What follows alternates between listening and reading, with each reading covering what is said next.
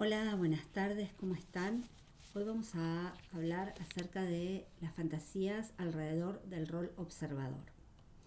Para eso vamos a trabajar con un autor que se llama René Caes, un francés que actualmente sigue estando entre nosotros, por lo tanto es alguien contemporáneo que nos va a traer parte de su experiencia en esta teoría y cómo él transitó también este rol observador en sus primeros comienzos, tratando de implementar de alguna manera en diferentes profesionales de la psicología, tratando de implementar la psicología social clínica.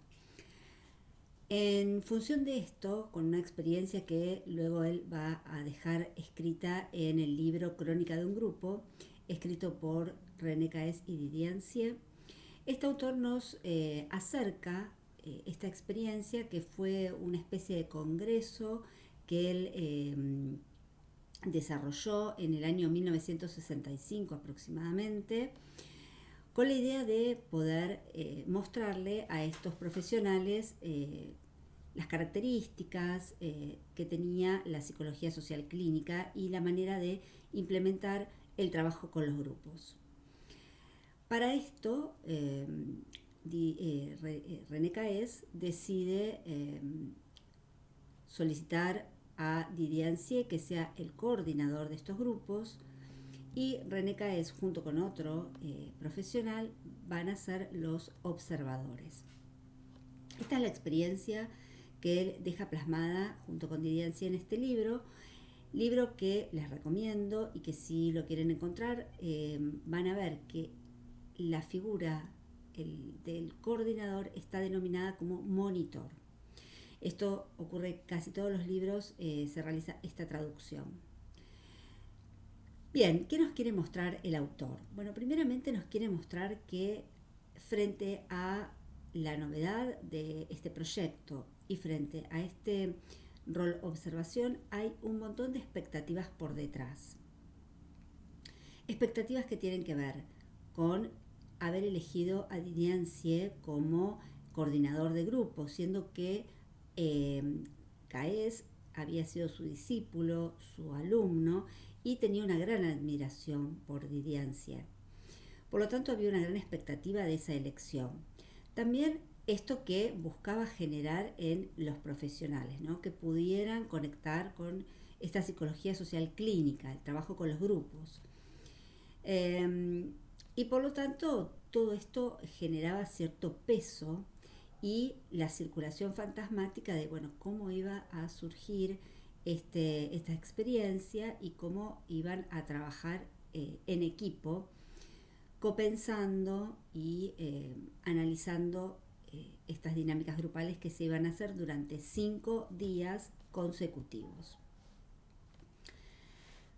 Lo primero que nos muestra el autor con respecto a estas expectativas es que las mismas generaron diferentes resistencias a la hora de plasmar lo que había sucedido en los grupos. Y el obstáculo que él manifiesta tiene que ver con que en esa cancha de equipo, es decir, en esa cancha donde Didier Ansier y los dos observadores se juntaban para poder analizar las crónicas y cómo iban trabajando los grupos, René Caes se da cuenta que ocultaba todo aquello que podría llegar a molestar al coordinador. Él lo que plantea es, todo el tiempo yo al coordinador le manifestaba mi agrado frente a sus comentarios, frente a sus preguntas, a la conducción o la coordinación del grupo. En ningún momento René Caes tuvo la posibilidad de decir aquello que le molestaba o aquello que creía que podía ser cambiado en la función del coordinador.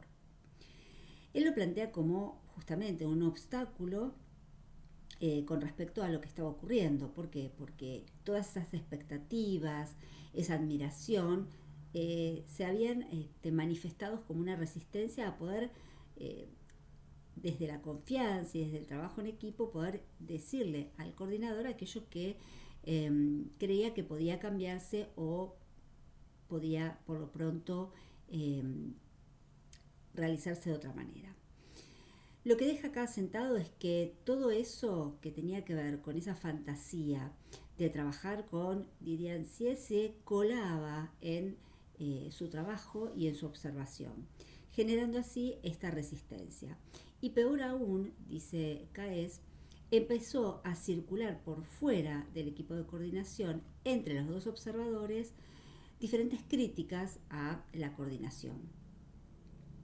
Cuando él detecta esto que está sucediendo, que forma parte de esta transferencia, de estas fantasías intratransferenciales entre el equipo, deciden restituir esta situación al equipo de coordinación, poder hablar acerca de lo que estaban viviendo y lo que se estaba pasando, y ahí reelaborar esa situación y poder ponerse en tarea, dejando de lado todas estas fantasías y esta tarea implícita que también se trabaja en los equipos de coordinación. La tarea explícita y la tarea implícita forman parte, al igual que los grupos, de los equipos de coordinación. Las mismas resistencias también se hacen presentes, las diferentes fantasías también existen entre los grupos y también entre los equipos. Bien, ahora nosotros ya hemos hablado de este rol asimétrico, que es el rol observador. La idea es poder volver a traer esta función, poder clarificar aquello que quizás está más confuso y poder valorizar siempre esta función. Función fundamental para el acompañamiento de un grupo y para la construcción de un equipo de trabajo. Y digo fundamental porque realmente poder tener un observador con su aptitud psicológica correspondiente, que esté presente y que haga un registro de crónica lo más completo posible, además de un análisis y copensar con la figura del coordinador, es fundamental a la hora de poder analizar un grupo y trabajar con un grupo. Y esto de tener al rol observador dentro de un equipo de coordinación es para poder tener un registro de crónica. Sepan y recuerden que la crónica es el instrumento que utiliza un observador para dejar registro de todo aquello que pudo captar y asentar en esa crónica. Por lo tanto, la crónica forma parte de la técnica del rol observador. Este rol observador va a ser registro, transcripción de lo que sucedió en el grupo, por lo tanto se le dice que deja una huella en esa crónica, que sirve para el análisis posterior del grupo, para poder justamente intervenir en los próximos encuentros de una manera más adecuada, teniendo en cuenta cómo el grupo va desarrollándose.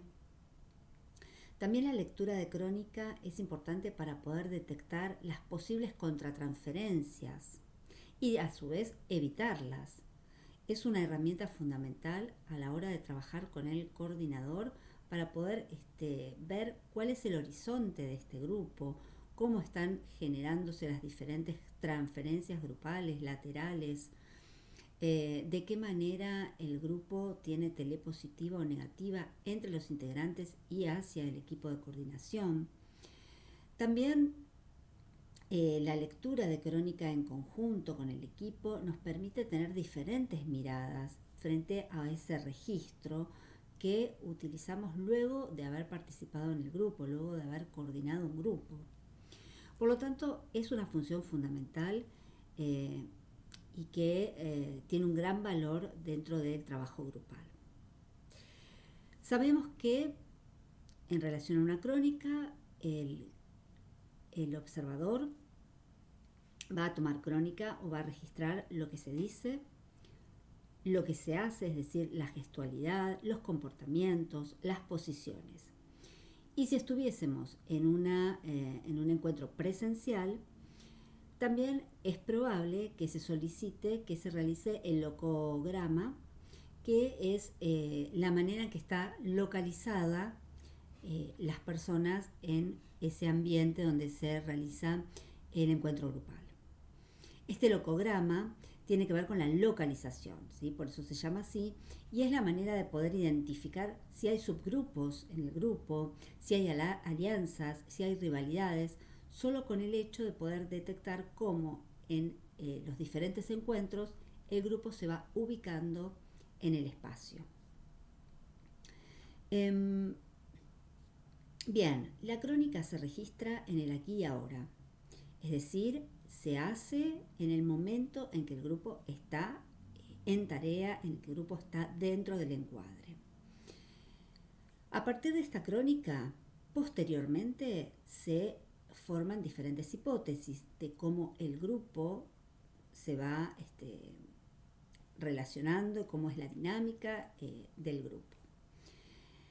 La crónica es un elemento que ayuda a la coordinación, ¿sí? Que nos permite observar qué está sucediendo. Y decimos que entonces en ese rol el observador va a ser la memoria del grupo. Es decir, que frente a la incertidumbre, a la angustia que nos generan los grupos, esa memoria del grupo nos va a ser presente para poder trabajar todo lo que está sucediendo. Bien, ¿qué es importante también que el observador tenga en cuenta? Primero, saber que dentro de estas fantasías que circulan, hay una que es la fantasía de la cosificación que el observador va a tener que trabajar y trabajarse. Esto de la cosificación tiene que ver con no sentir el observador que se convierte en un objeto dentro del grupo, que es una cosa dentro del grupo. Esa es una fantasía y, por lo tanto, cuando esa fantasía empieza a aparecer, es probable que el observador frente a eso accione, ¿sí? Entonces quiera salirse de esa fantasía de cosificación y realice algún movimiento, alguna indicación involuntaria en el grupo, haga algún comentario o se ría, es decir, llame la atención del grupo en contraposición a esa fantasía de cosificación que está latiendo o está latente en el grupo, sabiendo que este rol para el grupo es un rol que se asemeja a un espía, es un rol en el cual los integrantes del grupo se sienten observados, sienten que hay una mirada frente a lo que ellos dicen y hacen, y por lo tanto hay una fantasía persecutoria. Ante esa persecución, ante esa fantasía persecutoria, aparece la cosificación, es decir, el pensar que en realidad no es una persona, sino que es una cosa que está ahí presente. Esto lo tenemos que tener en cuenta también a la hora de abordar lo que ocurre en los grupos y a la hora de trabajar el observador con su propio mundo interno, con sus propias fantasías. ¿Qué pasa con respecto a la neutralidad? Tenemos que saber que cada sujeto tiene su manera personal y particular de observar. Y también saber que la neutralidad es algo muy difícil de conseguir. Ser neutrales frente a un grupo, frente a un devenir y una dinámica grupal es muy difícil porque cada uno de los integrantes de un equipo de coordinación trae su propio mundo interno, su propia verticalidad y por lo tanto nunca es del todo objetivo frente a lo que sucede en un grupo. Teniendo esto en cuenta, vamos a hablar de un concepto que trae otro autor que se llama Héctor Escaglia. Héctor Escaglia va a hablar de los puntos ciegos. Los puntos ciegos son aquellos momentos en los cuales un observador detecta que hay algo que está sucediendo en el grupo que no logra, con lo cual no logra abstraerse o no logra ser neutral, es decir, que resuena con lo que le está pasando al grupo, y eso genera en el observador un punto ciego, es decir, algo que no puede ver.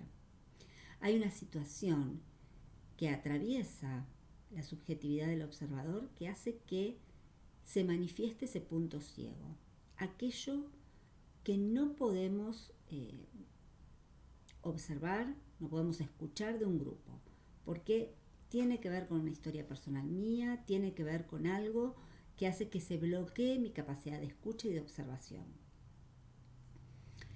Esto nos sucede a todos. Contra eso, ¿qué se puede hacer? Trabajarlo, poder identificar con la práctica qué es lo que me sucede a mí en las diferentes situaciones que atraviesa un grupo, en los diferentes discursos que aparecen en los grupos. ¿Cuáles son mis puntos ciegos? Los voy a ir descubriendo con el hacer, con el observar, con la práctica. ¿Qué va a pasar con esos puntos ciegos cuando aparecen? Cuando aparecen esas situaciones que resuenan con mi mundo interno y que por lo tanto me generan una resistencia a poder seguir haciendo la crónica, a poder seguir estando atento a lo que ocurre en el grupo. Lo que me va a pasar por lo general es justamente eso, que no voy a poder seguir escribiendo. Es decir, hay algo que tiene que ver con el bloqueo, con la resistencia frente a lo que sucede. Algo me va a atravesar.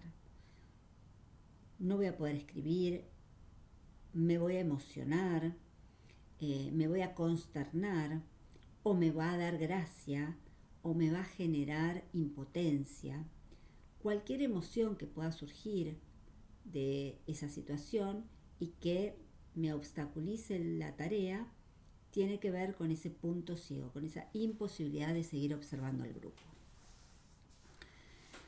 Esto es un interjuego constante, ¿no? Es una dinámica que se genera dentro del encuadre, dentro del proceso y también por fuera del proceso donde está el observador. Por lo tanto, hay una dinámica y un interjuego entre el mundo interno, entre la verticalidad de los integrantes y la horizontalidad del grupo. Por lo tanto, frente a esto, lo que podemos hacer es identificar, trabajar nuestra propia cancha interna, también trabajar la cancha de equipo, es decir, poder analizar con el equipo de coordinación lo que está pasando en el grupo, pero también lo que me está pasando a mí como observador. Cuando identifico, puedo reelaborar esta situación. ¿Y con qué lo voy a hacer? Con el ECRO pichoniano, con ese esquema conceptual referencial operativo que me permite a mí como observador poder traer la teoría, hacerla presente y elaborar todo lo que me sucede y lo que sucede en el grupo y también en el equipo de coordinación. Sin teoría es muy difícil poder evaluar y analizar lo que sucede. Con teoría todo es mucho más sencillo, con la práctica aún más. Cuando hablamos de estos puntos ciegos, otros autores pueden hablar de escenas temidas. Las escenas temidas tienen relación con los puntos ciegos, es aquello que fantaseamos que nos puede pasar frente a alguna situación problemática. Las escenas temidas se hacen presentes justamente para poder elaborar y articular eso que nos pasa frente a la violencia, frente a la hostilidad, frente a los malos tratos, a la falta de respeto, frente a situaciones de la vida cotidiana que traiga algún integrante del grupo, frente a las resonancias grupales. Esas escenas temidas frente a todo esto que tiene que ver con el discurso grupal, con la dinámica, las trabajamos también en esa cancha de equipo, en canchas de supervisión, en canchas elaboradas especialmente para trabajar las escenas temidas. Poder escenificar esas situaciones complejas que obstaculizan mi trabajo como observador. Todo eso lo podemos trabajar y es pertinente hacerlo porque justamente va a formar parte de esa aptitud psicológica que voy a ir desarrollando a partir de comenzar a ejercitar el rol.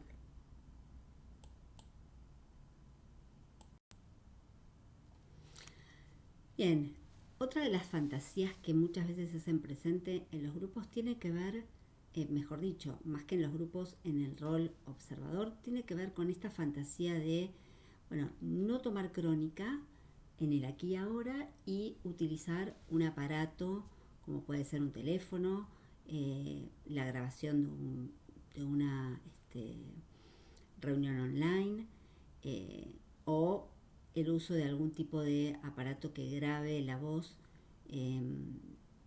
del grupo.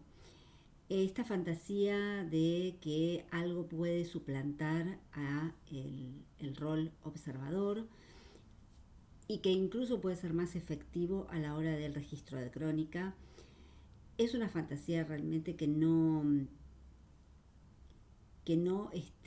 condice con la realidad y con la experiencia de los autores. Ellos en algún momento durante este congreso tuvieron la idea de grabar alguna de las sesiones para poder luego transcribirlas, es decir, reverlas por fuera de ese encuadre y poder hacer una crónica en función de eso que volvían a ver. Bueno, lo que pasó es que todo eso no fue posible porque era demasiado laborioso volver a escuchar todo. No resonaban de la misma manera que cuando estuvieron en el presente, en el aquí y ahora. Lo único que se podía pensar como tal vez efectivo era que se iba a poder registrar todo lo que habían dicho los integrantes del grupo, pero por supuesto haciendo pausa en el video, en el audio, en lo que fuera que se reproducía. Y esta pausa generaba también cortes dentro del entendimiento y un esfuerzo aún mayor. Por lo tanto, se definió desde la práctica y desde el poner a prueba que ningún aparato era eficiente a la hora del registro de crónica más que el sujeto en el rol. Y esto no solo en función de el registro, que es eficaz porque se hace en el aquí y ahora, se hace observando todo lo que sucede en el momento con los integrantes del grupo. También aparecen las resonancias y las emociones que pueden circular, los silencios que pueden circular, las diferentes transferencias que se hacen presentes con gestos, con palabras, con actitudes, con posiciones. Todo eso era imposible trabajarlo posteriormente en la revisión de un video y ni hablar en la escucha de un audio. Por lo tanto se descartó y se vino abajo un poco esa fantasía del aparato sustitutivo. Quedó bien claro que nada puede reemplazar el rol, nada puede reemplazar a esa aptitud psicológica que está presente en el rol observador. Bien, ¿qué es importante tener en cuenta? Hablamos de rol observador, hablamos de una teoría, de una técnica y de una aptitud psicológica. Siempre tengamos en cuenta que cada uno de nosotros tiene diferentes actitudes que vienen con nosotros, pero que pueden ser también oportunas para el rol y que por lo tanto nos facilitan ese rol y las fantasías, ansiedades y miedos que aparecen a la hora de estar trabajando como observadores disminuyen cuando uno tiene trabajada su actitud y su aptitud psicológica. Por eso es importante la preparación. Es importante tener la teoría, la práctica, estar presente en el aquí y ahora, con esa atención y con esa distancia óptima que me permita generar una resonancia en el grupo, tener esa resonancia grupal, pero que no afecte mi trabajo, que no me lo obstaculice. Poder lograr lo que llamamos un integrante, un observador mudo, ¿no? Esto de casi no estamos presentes en el grupo. Poder lograr la implicancia. La implicancia significa cuando algo está implícito, cuando algo está por sobreentendido, ¿no? Esto de, bueno, cuando logramos eso es que nadie como observador va a llamar la atención del grupo, ¿sí? Forma parte de la estructura, forma parte del encuadre. Somos fondo y ya no somos figura. Y trabajar con no intentar ser figura, porque muchas veces la misma demanda del grupo hace que nos salgamos del rol y empecemos a ser más protagonistas en el grupo. Somos, como observadores, cumpliendo esa función, testigos activos de lo que sucede en el grupo. Nos comprometemos con nuestra función, trabajamos nuestra distancia óptima, perdón, tratamos, sabiendo que no es posible en su totalidad, ser objetivos, neutrales. Nos trabajamos nuestra cancha interna. Empezamos a tener una lectura, ¿sí? Cuando trabajamos en la cancha de equipo, una lectura sobre el devenir grupal, y esta lectura la hacemos con el uso de la crónica, con la lectura de la crónica, con poder identificar apertura, desarrollo y cierre, con poder identificar las diferentes tríadas que hemos hablado durante este tiempo, que tiene que ver con tarea, pretarea y proyecto, con existente, intervención y nuevo existente o emergente. Poder ubicar los roles, poder poco a poco, además de tener el registro de crónica, lograr una síntesis de la crónica. ¿Sí? Una síntesis de la crónica que se va construyendo de a poco, una síntesis que nos permite tener un pequeño resumen de lo que pasó en ese espacio grupal. Hay veces que los coordinadores no tienen el tiempo de leer toda la crónica y entonces empiezan a utilizar mucho esa síntesis, que está muy de la mano con lo que vamos a denominar también hilo conductor, que lo vamos a ver en otro encuentro. Bueno, estuvimos hablando entonces de qué hace un observador, qué fantasías pueden estar presentes en el grupo y en el observador a partir del rol que tiene que desempeñar. Fantasías que están presentes también en el equipo de coordinación, donde quizás la figura del coordinador genera fantasías en el observador desde un lugar de un supuesto sujeto de saber. Es decir, el coordinador sabe más que el observador por estar en ese lugar. Todo eso forma parte de las fantasías. Ahora, ¿qué va a pasar también con el grupo y con esas fantasías? Sabemos que el grupo deposita sus ansiedades, sus resistencias, sus fantasías en el rol observador. ¿Por qué? Porque es un rol silente.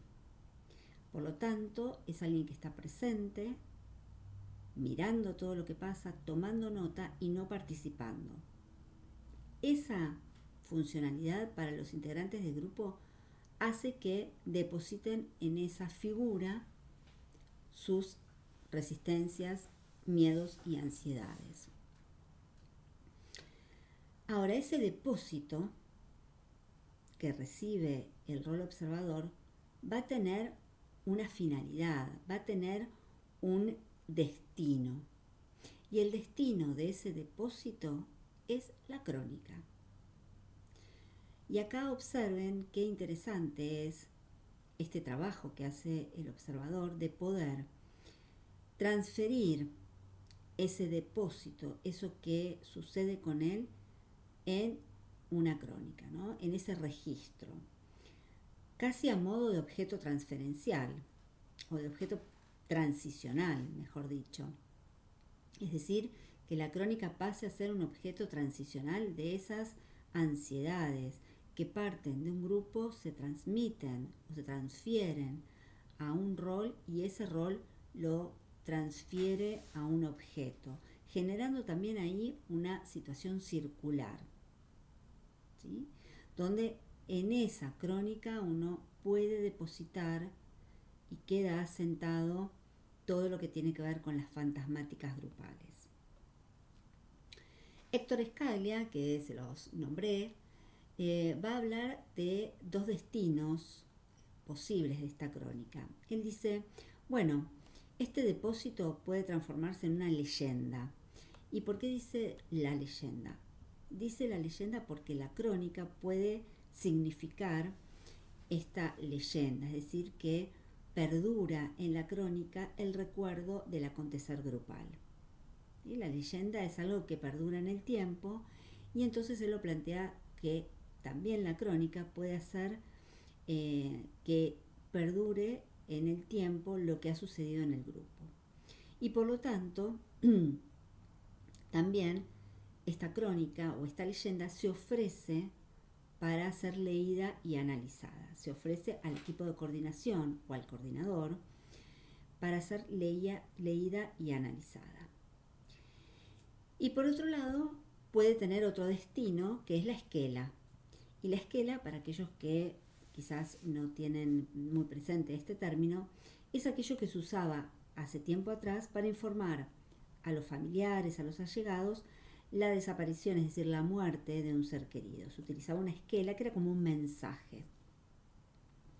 Bueno, en un punto, lo que Héctor Escaglia nos plantea con esto es que la crónica funciona como una esquela, como un fin de ese recorrido grupal, ¿no? Como un cierre de ese recorrido grupal y que va a ser analizado y observado a posteriori por el equipo de coordinación.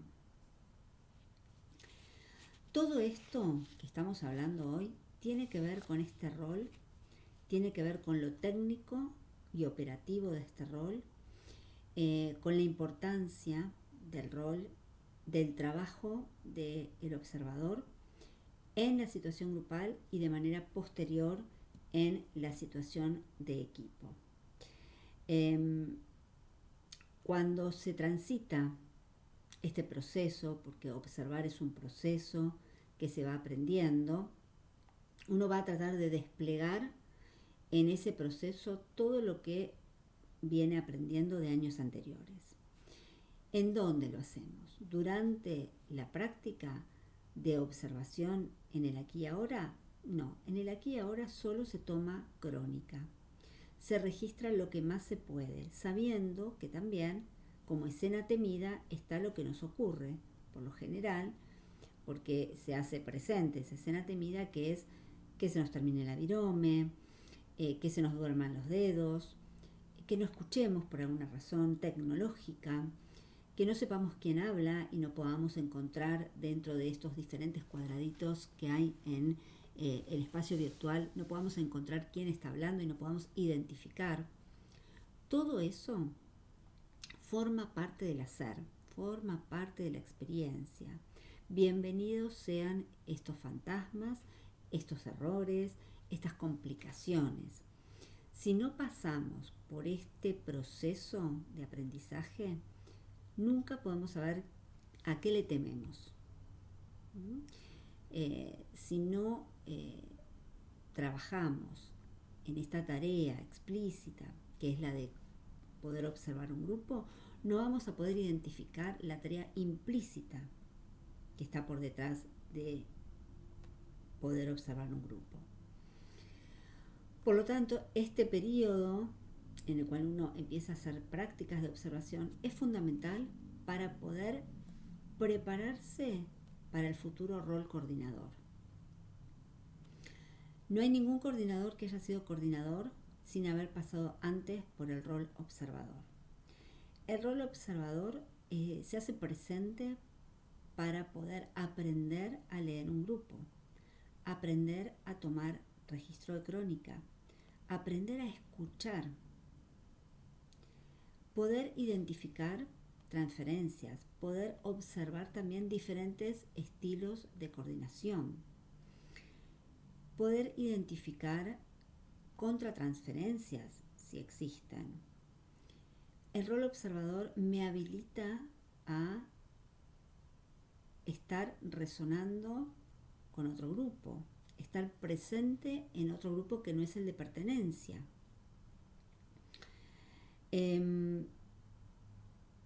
Todo esto es fundamental a la hora de poder avanzar en este proceso en el cual próximamente cada uno de ustedes va a terminar siendo un profesional psicólogo social.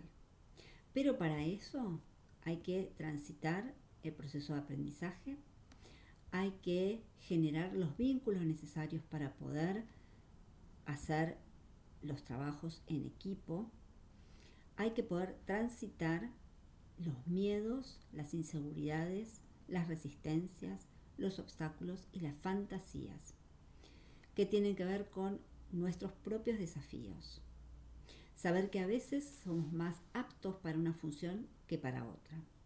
Aquel que, por ejemplo, le gusta mucho participar en un grupo, le gusta hablar mucho en un grupo, es probable que el rol observador le sea tal vez un tanto más complejo.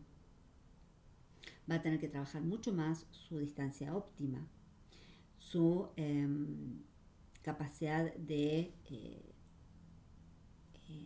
poder estar en espera, ¿no? Esa estructura de demora, de no participar, de poder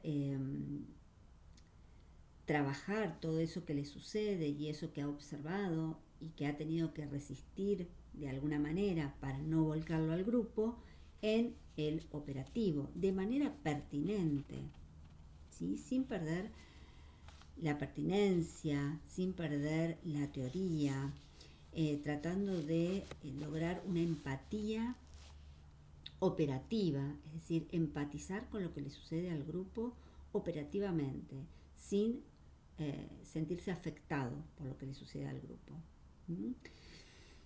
El rol observador habla de poder trabajar con los 4 ejes fundamentales de la aptitud psicológica: la contención, es decir, ser parte de esa contención grupal que necesitan los integrantes del grupo; la resonancia, permitir que resuene en el grupo porque no obstaculizo la tarea del grupo; la permisibilidad, que tiene que ver con también dejar que las cosas fluyan sin obstruir, pero también permitirnos a nosotros trabajar con nuestros propios límites.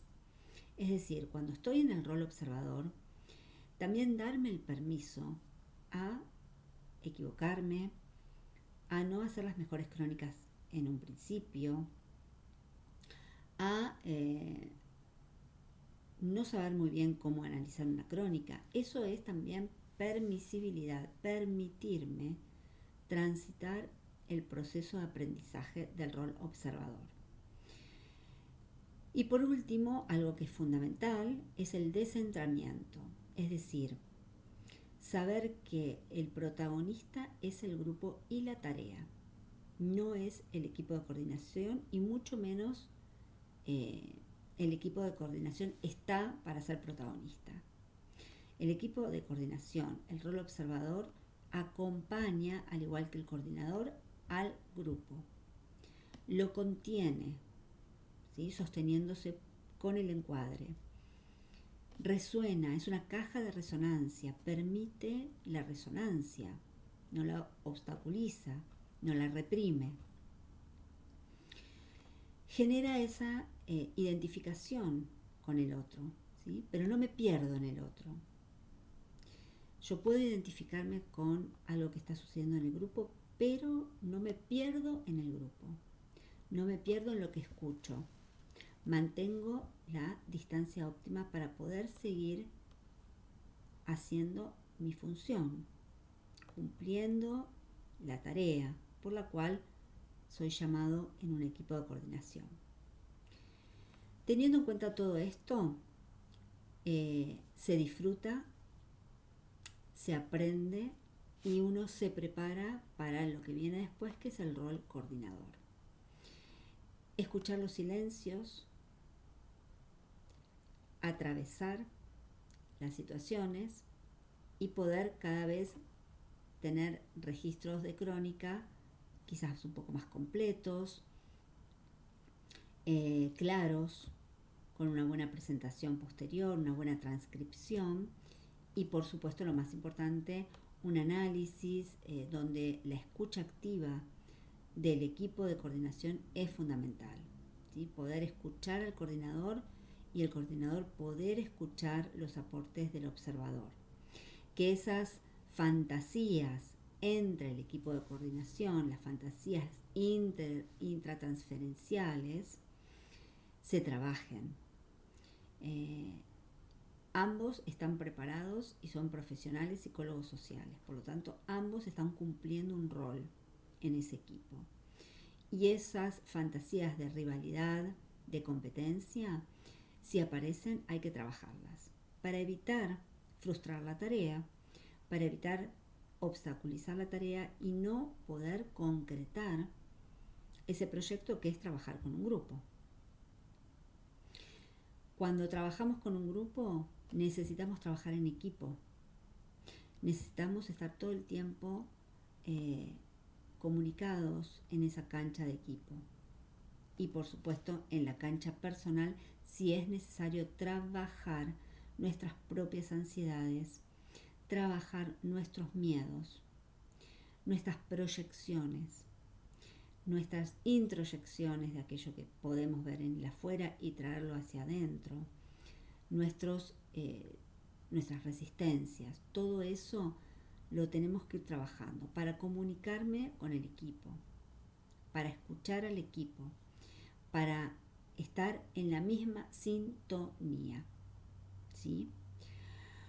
Bueno, en líneas generales creo que hablamos de todo lo que sucede en este rol observador.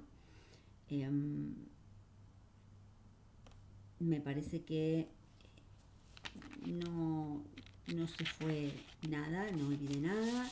Si es así, igualmente lo vamos a retomar y lo vamos a trabajar en el próximo encuentro si es necesario. Pero lo importante es esto, ¿no? Poder tener en claro todo lo que sucede alrededor de este rol transferencialmente y de manera obviamente inconsciente, ¿sí?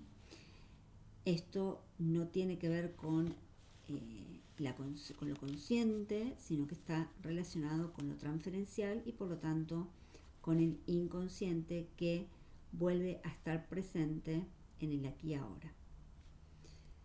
Bueno, esto es todo por hoy. Les mando un saludo grande.